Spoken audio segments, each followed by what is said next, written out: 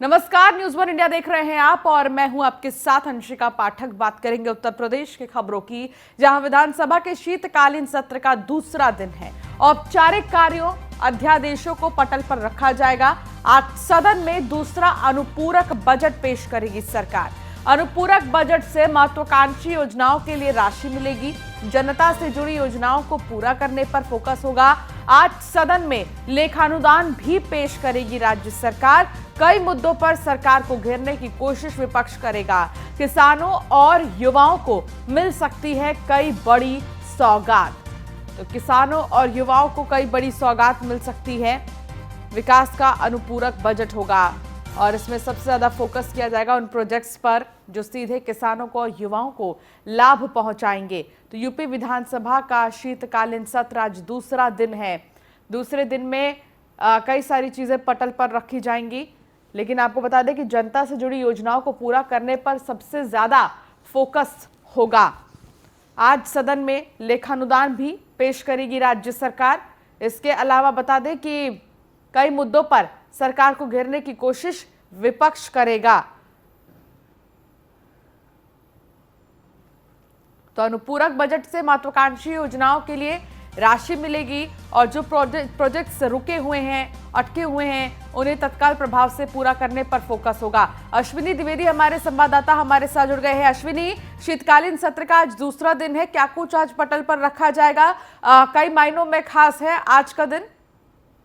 बिल्कुल, कल का सत्र शुरुआत हुई थी वो हंगामे दौरान। हालांकि पहले जो सीडीएस रंधावा समेत 12 अन्य जो लोग शहीद हुए थे, देश के सैनिक शहीद हुए थे, उसके अलावा पूर्व अध्यक्ष उनको श्रद्धांजलि दी गई। उसके बाद विधानसभा को स्थगित कर दिया गया था आज 11 बजे के लिए। निश्चित तौर पर आज का दिन विशेष है क्योंकि आज अनुपूरक बजट सामने रखा जाए। कई अध्यादेश लाने की सरकार कोशिश करेगी जिसमें किसान और जो नौजवान है, महिलाओं को, इनको कहीं ना कहीं तरीके से अपने पाले में खींचने की कोशिश करने के लिए 2022 विधानसभा चुनाव से पहले कुछ विशेष ला सकती है। लेकिन विपक्ष भी किसी ना किसी चाहता है कि हंगामा हो, जिससे सरकार कुछ अगर अच्छा करना चाहे कि जिससे वोट बैंक प्रभावित हो, वो ऐसा ना कर पाए। निश्चित तौर पर ऐसे में हंगामेदार सत्र रहने के आसार हैं। जैसा कल भी देखा गया, सदन के अंदर भी हंगामा हुआ, सड़क पर भी हंगामा हुआ। तमाम विधायक सभा के थे, वो सड़कों पर काफी देर लंबे समय तक हंगामा करते हैं। निश्चित तौर पर आज जो है जो बजट है वो पेश किया जाएगा। अनुपूरक बजट होगा। तमाम जो योजना चल रही है उत्तर प्रदेश के अंदर, उनके लिए अनुपूरक बजट लाया जाएगा। निश्चित तौर पर सरकार 2022 विधानसभा चुनाव से पहले ये अंतिम सत्र है और ऐसे में कहीं ना कहीं चाहती है कि कुछ ना कुछ विशेष किया जाए उत्तर प्रदेश जनता के लिए, जिससे 2022 में जब वोट डालने जाए तो एक बार उनको याद जरूर आए कि योगी सरकार ने क्या किया था। निश्चित तौर पर उसको लेकर के तमाम आज योजनाएं जो अध्यादेश हैं वो लाने की सरकार कोशिश कर सकती है। जी अश्विनी, मेन तो ये कहा जा रहा है कि इस बार जो है युवाओं पर और महिलाओं पर सबसे ज्यादा फोकस रहेगा। ऐसे प्रोजेक्ट्स, ऐसी योजनाएं जो इनसे जुड़ी हुई है, जो रुकी हुई है किसी कारणवश, उनको पूरा करने पर सबसे ज्यादा फोकस होगा। तो ये बहुत बड़ी बात है महिलाओं और युवाओं के लिए और आज उनको सबसे ज्यादा उम्मीद होगी। बिल्कुल, महिलाओं और युवाओं को लेकर के लगातार सरकार घिरती रही, चाहे युवाओं के रोजगार की बात हो या महिला सुरक्षा की बात हो, इन तमाम चीजों को लेकर के सरकार घिरती रही। लेकिन हाल ही में देखा गया है नया मुद्दा उठा वो किसानों को लेकर के विपक्ष लगातार सरकार को घेरता है, चाहे वो लखीमपुर की घटना हो या जो 3 कानून आए थे उनको लेकर के। आज भी किसानों को कहीं ना कहीं गुमराह किया जा रहा है। हालांकि तमाम जो किसान संगठन है लगातार ये कह रहे हैं कि सरकार ने हमारे अभी तक सारी मांगे नहीं मांगी, जबकि सरकार कहना है कि 3 कानूनों की जो मांग कही थी वो मान ली गई है। इसके अलावा भी जो चीज समस्याएं किसानों की होंगी वो खत्म की जाएंगी, लेकिन सबके बावजूद भी अभी भी समस्याएं बनी हुई। ऐसे में उत्तर प्रदेश सरकार जो विधानसभा सत्र होगा उसमें किसानों के लिए कुछ बेहतर कर सकती है, नौजवानों के लिए कुछ बेहतर कर सकती है, साथ ही साथ महिलाओं के लिए कुछ बेहतर कर सकती है। जी, बेहतर से ज्यादा बेहतर करने की एक तरह से कोशिश है। लेकिन अगर बात करें विपक्षियों की, तो क्या लगता है कि आज सरकार को विपक्षी कैसे घेरेंगे, क्या उनके मुद्दे होंगे? बिल्कुल, अगर बात करें विपक्षी, कल का माहौल रहा वो कहीं ना कहीं किसानों पर केंद्रित रहा। जहां समाजवादी पार्टी हो उसने भी किसानों और महंगाई को लेकर के ही सरकार को घेरा। वही जो कांग्रेस थी उसने जो महंगाई के साथ साथ जो लखीमपुर घटना हुई थी उसमें जो मंत्री हैं अजय मिश्रा टेनी, उनकी बर्खास्ती को लेकर के सड़क से सदन तक मार्च किया, मांग की कि उनको बर्खास्त किया जाए। निश्चित तौर पर ऐसे में एक बार फिर आज सरकार के सदन में टेनी जो अजय कुमार मिश्रा टेनी है, उनकी बर्खास्ती को लेकर के कुछ जो है हंगामा हो सकता है। साथ ही साथ जो महंगाई का मुद्दा है उसको लेकर के भी हंगामा हो सकता है। जी, भी आपसे अपडेट लेंगे। तो चयनित अभ्यर्थियों को नियुक्ति पत्र देंगे सीएम योगी। लोक सेवा आयोग के चयनित अभ्यर्थियों को मिलेगा नियुक्ति पत्र। राज्य प्रवर अधीनस्थ सेवा 2020 के सफल अभ्यर्थियों को नियुक्ति पत्र। डिप्टी कलेक्टर, बीएसए, डाइट प्रवक्ता, गन्ना निरीक्षकों को नियुक्ति पत्र मिलेंगे। आरओ, एआरओ समीक्षा अधिकारी को भी नियुक्ति पत्र मिलेंगे। सहायक समीक्षा अधिकारी के लिए चयनित अभ्यर्थियों को पत्र मिलेंगे। गन्ना मंत्री सुरेश राणा भी कार्यक्रम में शामिल होंगे। तो मुख्यमंत्री योगी आदित्यनाथ खुद नियुक्ति पत्र देंगे। अश्विनी हमारे संवाददाता लगातार हमारे साथ जुड़े हुए हैं। अश्विनी, क्या जानकारी मिल रही है? आज कई लोगों को नियुक्ति पत्र मिलेगा और मुख्यमंत्री योगी आदित्यनाथ खुद देंगे नियुक्ति पत्र, जिसमें कि सुरेश राणा भी मौजूद रहेंगे इस कार्यक्रम में। बिल्कुल, अगर बात करें आज जो है लोक सेवा आयोग के द्वारा चयनित अभ्यर्थी हैं उनका नियुक्ति पत्र मुख्यमंत्री देंगे। इसमें डिप्टी कलेक्टर होंगे, बीएसए होंगे, जो गन्ना निरीक्षक होंगे, आरओ, एआरओ, समीक्षा अधिकारी, सहायक समीक्षा अधिकारी। निश्चित तौर पर इन तमाम जो लोगों को है, जो चयनित अभ्यर्थी हैं, उनको आज मुख्यमंत्री जो नियुक्ति पत्र देंगे। साथ ही साथ जो गन्ना मंत्री है सुरेश खन्ना, वो भी मौजूद रहेंगे। निश्चित तौर पर सरकार ने जो जब 2017 में सरकार बनी थी उसके बाद वादा किया था कि जल्द ज्यादा से ज्यादा रोजगार देंगे। उत्तर प्रदेश के लिए जो युवा हैं उनके लिए बेहतर पढ़ाई का माहौल बनाएंगे। निश्चित तौर पर इसके लिए लेकर के जो तमाम कोचिंग्स हैं सरकार ने उनको संचालित कराया। निश्चित तौर पर उसका फल कहीं ना कहीं अब है कि लोक सेवा आयोग के द्वारा चयनित जो अभ्यर्थी हैं उत्तर प्रदेश में, अब उनको आज नियुक्ति पत्र दिया जाएगा। जी, चलिए ठीक है, आप बने रहिए हमारे साथ अश्विनी, आगे भी हम आपसे जानकारी लेंगे। तो आपको बता दें कि नियुक्ति पत्र आज मुख्यमंत्री योगी आदित्यनाथ बांटेंगे। तो वहीं बीजेपी कार्यालय में आज मीडिया वर्कशॉप का आयोजन है। बीजेपी कार्यालय में 2 चरणों में मीडिया की कार्यशाला है। पहले चरण में सोशल मीडिया के प्रतिनिधि शामिल होंगे और फिर दूसरे चरण में मीडिया प्रतिनिधि के अन्य लोग शामिल होंगे। बीजेपी महिला मोर्चा प्रदेश अध्यक्ष गीता शाक्य भी मौजूद रहेंगी। अश्विनी द्विवेदी हमारे संवाददाता लगातार हमारे साथ जुड़े हैं। अश्विनी, आज क्या जानकारी मिल रही है? मीडिया वर्कशॉप का आयोजन किया जाएगा जो कि 2 चरणों में होंगे। विस्तार से बताएं कि कब होगा ये पूरा कार्यक्रम, कैसे होगा, कौन कौन लोग इसमें शामिल होंगे? बिल्कुल, अगर बात करें भाजपा की सबसे मजबूत न्यू जो है सोशल मीडिया जो है पैनल है, आज उनकी कहीं ना कहीं बैठक होनी, वर्कशॉप होनी जा रही है। निश्चित तौर पर 2014 में जब केंद्र में भाजपा सरकार आनी थी, तो उससे पहले जिस तरह से सोशल मीडिया को प्रधानमंत्री नरेंद्र मोदी ने अपनाया था, पूरी भाजपा ने अपनाया था, कहीं ना कहीं उसका असर देखने को मिला था कि 2014 में केंद्र सरकार है। 2017 में जब आवेदन मांगे गए थे विधानसभा के लिए उत्तर प्रदेश में, तो उस दौरान भी देखा गया कि सोशल मीडिया पर कौन कितना कैंडिडेट एक्टिव है, कितने उसके फॉलोअर्स हैं।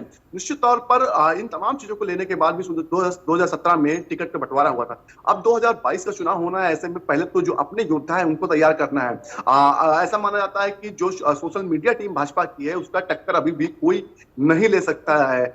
बड़ी संख्या में उनके कार्यकर्ता जो सोशल मीडिया से जुड़े हुए हैं, जो लगातार छोटी भी चीज को भी बड़ा चढ़ाकर तुरंत दिखा देते हैं। निश्चित तौर पर इसको लेकर के आज तमाम जो सोशल मीडिया के प्रतिनिधि हैं उनकी बैठक होनी है, उनकी वर्कशॉप होनी है, जिसमें साफ तौर पर बताया जाएगा 2022 विधानसभा चुनाव होना है, वैसे में किस तरह से विपक्ष का करारा जवाब देना है, किस तरह संयमित ढंग से अपनी बात को रखना है, और जहां पर ट्रोल करने का नंबर आएगा तो किस तरह से किसी भी चीज को ट्रोल करना है। निश्चित तौर पर इसके अलावा जो मीडिया पैनलिस्ट है उनकी बैठक है, दूसरे चरण में होगी ये। इस दौरान जो महिला जो है भाजपा की महिला विंग है उसकी राष्ट्रीय अध्यक्ष गीता शाक्य भी मौजूद रहेंगे। निश्चित तौर पर तमाम जो सोशल मीडिया और मीडिया से जुड़े हुए बड़े नेता हैं वो भी जुड़े रहेंगे। जी बिल्कुल, और कितना महत्वपूर्ण हो जाता है ये वर्कशॉप चुनाव के पहले, अश्विनी, अगर देखें तो?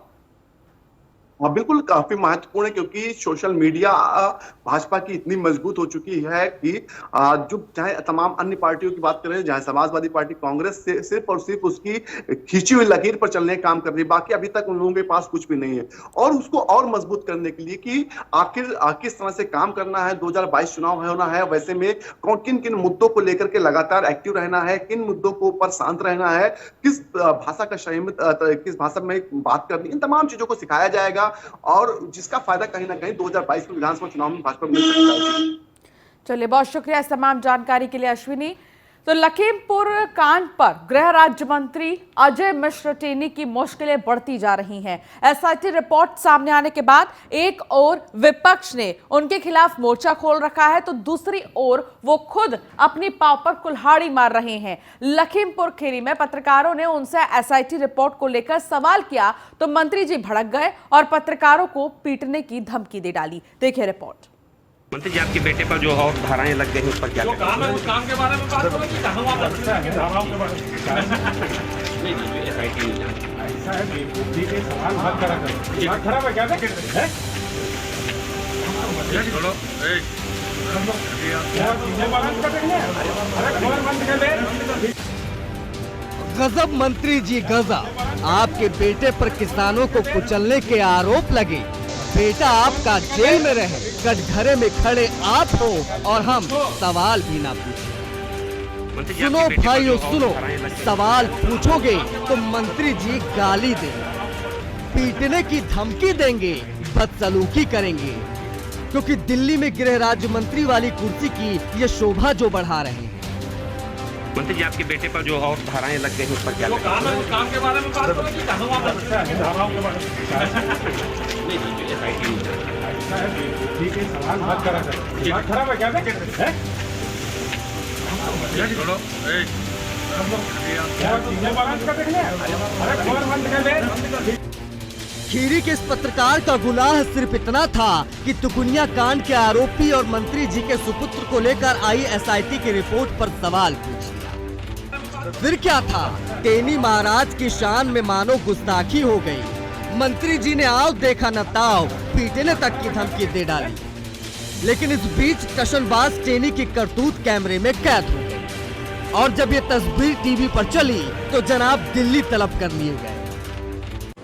जैसे हमने कहा था कि ये कानून ये वापस नहीं लेगा, हुआ था वो, वैसे ही मैं कह रहा हूँ अंत में ये जो मंत्री है इसको इस्तीफा देना पड़ेगा और हम इसको छोड़ेंगे नहीं जब तक ये जेल में घुसेगा, चाहे 5 साल लग जाए, 10 साल लग जाए, 15 साल लग जाए, जब तक ये जेल जाएगा हम इसको छोड़ेंगे। मंत्री जी, आपके बेटे पर जो पुत्रमोह और में धाराएं फंसे लग गई टेनी उस पर क्या महाराज को आपा खोना भारी पड़ गया है। जाहिर है दिल्ली दरबार बुलाए गए हैं तो फटकार भी जरूर मिलेगी। बुद्धि के सवाल मत करा करो। इधर विपक्ष ने भी उनके खिलाफ मोर्चा खोल रखा है। ऐसे में सवाल ये है कि क्या टेनी की कुर्सी जाने वाली है, क्या टेनी इस्तीफा देंगे?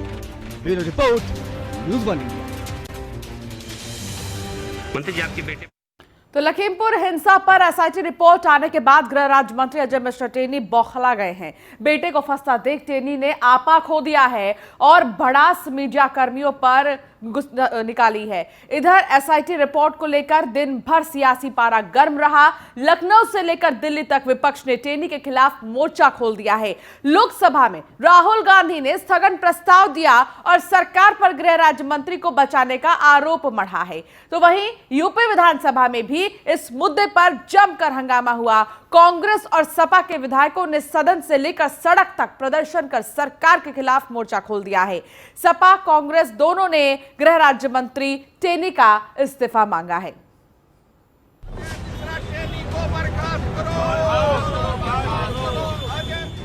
लखनऊ से लेकर दिल्ली तक, सदन से लेकर सड़क तक, मोदी सरकार में गृह राज्य मंत्री टेनी के खिलाफ विपक्ष के नेताओं ने मोर्चा सजाया है। मांग इस्तीफे की है जिस पर विपक्ष अड़ गया है।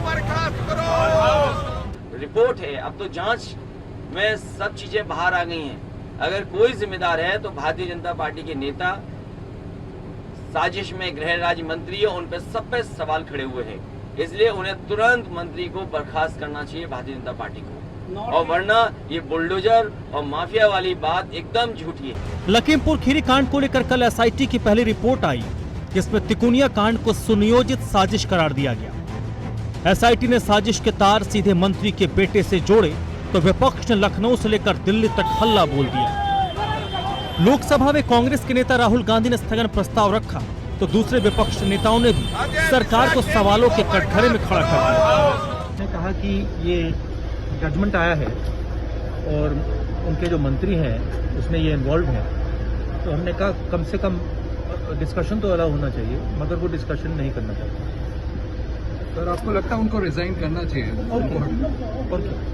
देखिए, अगर आप उसका सीक्वेंस देखेंगे तो मंत्री जी ने पहले ही कह दिया था कि अगर सुधरोगे इन्हें सुधार देंगे। उसके फौरन बाद उनकी गाड़ी, उनके बेटे ने, उनके साथियों ने मिलकर 5 किसानों को अपनी गाड़ी से रौंद दिया। तो पहले दिन से हम ये कह रहे थे कि प्री प्लान्ड है, कॉन्स्पिरेसी हुई है, प्री मेडिटेटेड मर्डर है ये, और उनका कत्ल कर दिया गया। और SIT जो बना वो भी सुप्रीम कोर्ट ने सो मोटो लिया, वरना तो मोदी और योगी सरकार उसको बचा लेती। इससे बड़ा स्टेटमेंट तो कोई और दे नहीं सकता है, जब जो SIT ने कहा है कि this was pre plan, which is horrible. ये तो दिस इज 700 फार्मर्स मर गए, और इसमें से कितने प्री प्लान थे पता नहीं, कितने लोगों को मारा गया।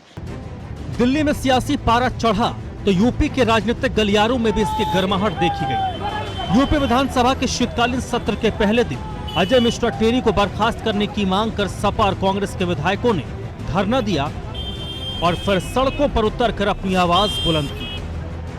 किसानों की निर्मम हत्या हुई, जिसका पूरी तरह SIT ने जांचकर खुलासा किया कि ये रणनीति के तहत, साजिश के तहत उनके लड़के ने और उन्होंने इसकी रणनीति बनाई थी।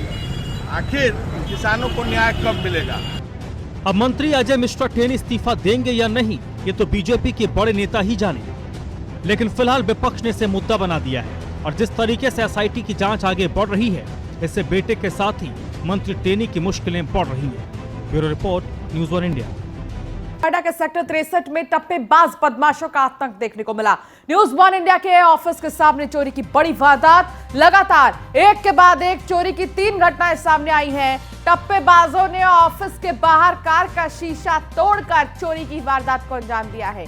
कुछ दिन पहले ऑफिस के गेट से बदमाशों ने पत्रकार से मोबाइल लूटा था। ऑफिस की पार्किंग में खड़ी पल्सर बाइक की चोरी हुई थी। बैकऑफ बदमाशों का आतंक जारी है।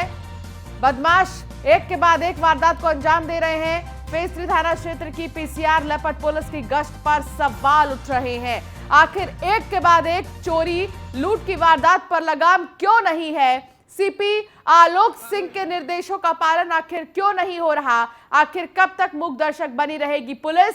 चौकी H ब्लॉक B 131 सेक्टर 63 की ये पूरी घटना है।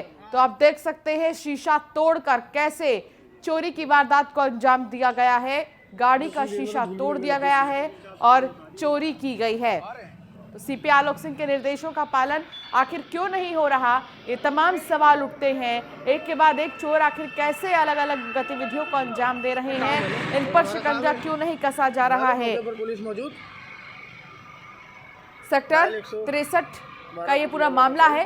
न्यूज़ 1 इंडिया के ऑफिस के सामने चोरी की ये बड़ी वारदात हुई है। लगातार एक के बाद एक चोरी की 3 घटनाएं सामने आई।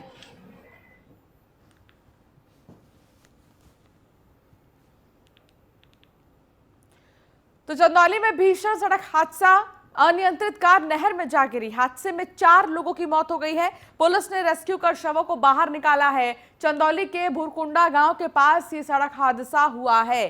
तो 4 लोगों की मौत हो गई है।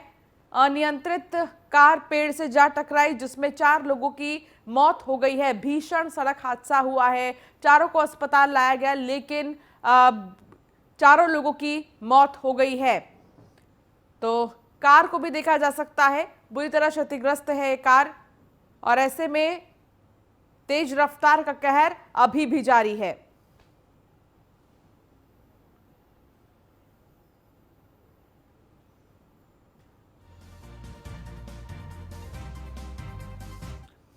विधानसभा चुनाव से पहले मेरठ पुलिस ने अवैध हथियार की फैक्ट्री का खुलासा किया है। ये सफलता SOG और लिसाडी गेट पुलिस के हाथ लगी है। पुलिस ने अवैध हथियारों के साथ 6 आरोपियों को भी गिरफ्तार किया है। SSP ने प्रेस कॉन्फ्रेंस कर इसका खुलासा किया। पुलिस ने बदमाशों के पास से 7 पिस्टल, 3 अधबनी पिस्टल, 201 मैगजीन, 66 मैगजीन कैप समेत भारी मात्रा में हथियार बनाने के उपकरण बरामद किए हैं। पुलिस के अनुसार ये आरोपी पिछले कई सालों से अवैध हथियार बनाने का काम कर रहे थे। आरोपी 25 से 30 हजार में एक पिस्टल बेचते थे। बताया जा रहा है कि विधानसभा चुनाव को प्रभावित करने के लिए ये हथियार तैयार किए जा रहे थे।